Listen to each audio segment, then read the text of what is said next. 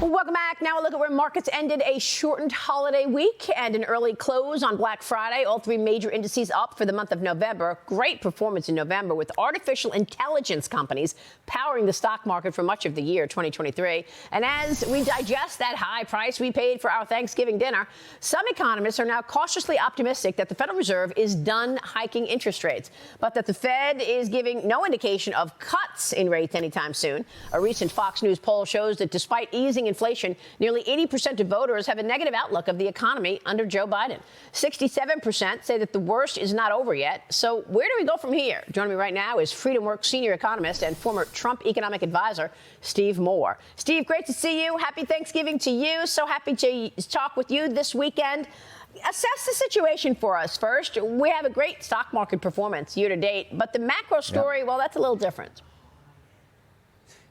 Yeah, that's right. Look, I think the economy is certainly better off today than it was a year ago when we had 9% inflation. And there's no question that the improvement from 9% to 4% inflation has been really a positive thing for the U.S. economy.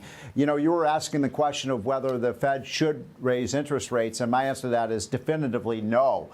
There's no reason that we should try to reduce the number of jobs in this country. I hate this idea that, you know, more economic growth is inflationary. The way we need to conquer inflation, and by the way, I'm not saying we're out of the woods on inflation now, because I don't believe we are. If you look at the 1970s, when we had that persistently high inflation, you would have periods where the inflation rate would come down and then it would rise again. So we have to be very vigilant about continuing to reduce that the inflation rate back to 2%. The way to do that, Maria, is to cut government spending. I think that's the real cancer cell right now, is we're borrowing $2 trillion a year, and that is inflationary. Yeah, and I'm going to get to that in a moment. But look at this stock market performance, Steve. Not only did we have a rip-roaring November, but year to date, stocks are soaring, up better than 30% on the NASDAQ, up 18% on the S&P 500.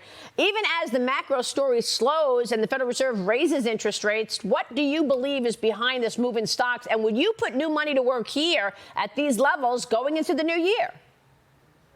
Oh, boy. Well, first of all, I mean, it's just a real tribute to the incredible ingenuity of the American businessmen and women who built these great companies. And the United States is a real leader, you know, in the artificial intelligence area, in the high-tech area. It's just a beautiful thing to see if you love America. Yeah. So this is a great stock market, and there's a lot of opportunities. Now, would you continue to buy into this rally? That's a tough decision, because I still think Washington is inhibiting growth. And I think a lot of the Biden policies of continuing to spend and tax, I think, are a real problem. Yeah. One of the things people need to be focused on, Maria, if I may, is that if you look at the 2024 election is going to be really critical, because if Biden or some other Democrat wins, they're going to raise all those taxes up on capital gains, on dividends. They want to raise the corporate rate. That would be very negative for the markets. It's a great point to make, and Biden is expecting to raise taxes in 2024. You make the right point. But White House Press Secretary Karine Jean-Pierre this week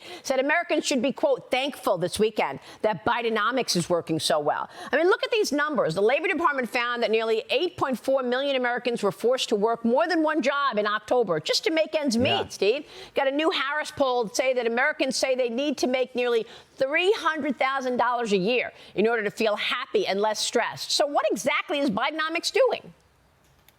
Yeah, I think it's a great point. You know, you mentioned a good stock market. We all love to see that. You know, what I'm worried about, Maria, though, right now is what's happening to the real wages adjusted for inflation for the average middle-class worker on Main Street. And they're not feeling the love. And that's because they've gotten poorer by the tune of about $2,000 a year less in purchasing power.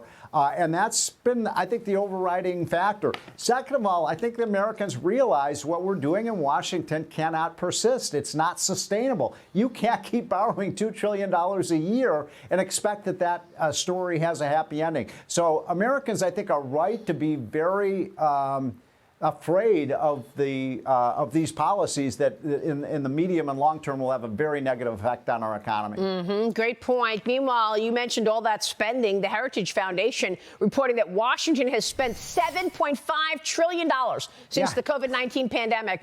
I think they borrowed at least $6 trillion. The nation is now facing $33+ trillion in debt. Congress keeps kicking the can down the road into next year on government spending. What's the risk of a government shutdown next year?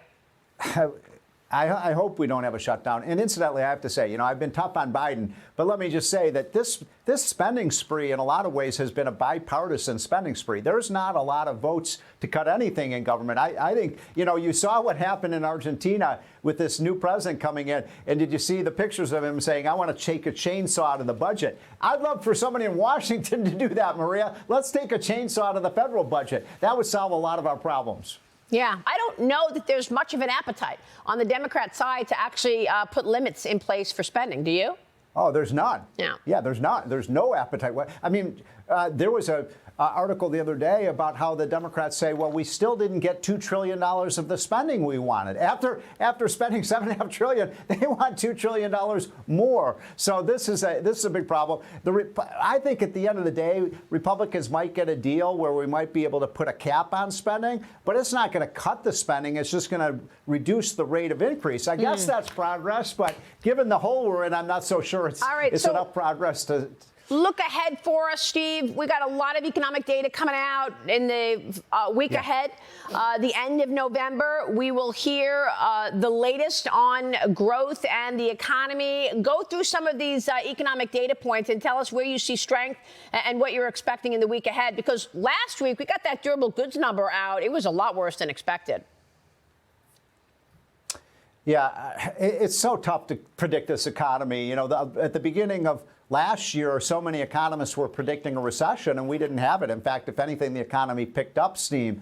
So I find myself almost perplexed by what's going on with this economy. I think it's sort of the animal spirits of our private sector. But I'd be very nervous as an investor right now, given the hole that we're in right now. And I'd say this, that if we can kind of get a return to some sanity in Washington, that will have a very positive effect. Well, we've got the GDP and the PCE index out next week. PCE is one of the Fed's favorite indexes. So do you think we'll see good news on inflation from PCE? And what about growth?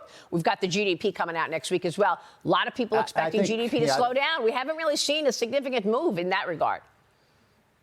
Yeah, I think it will slow down because we got a good number. As you remember, in the third quarter, we got, over 4% growth, which is a wonderful thing to say. The one thing, though, I've mentioned this on your show many times in the last few weeks, a lot of that growth in GDP, where it's coming from, Maria? Government. Right. Good point. Governments are growing faster than the private sector right now. That's not where we want to see the growth. That's a great point. It's also services. They're spending a lot of money on health care.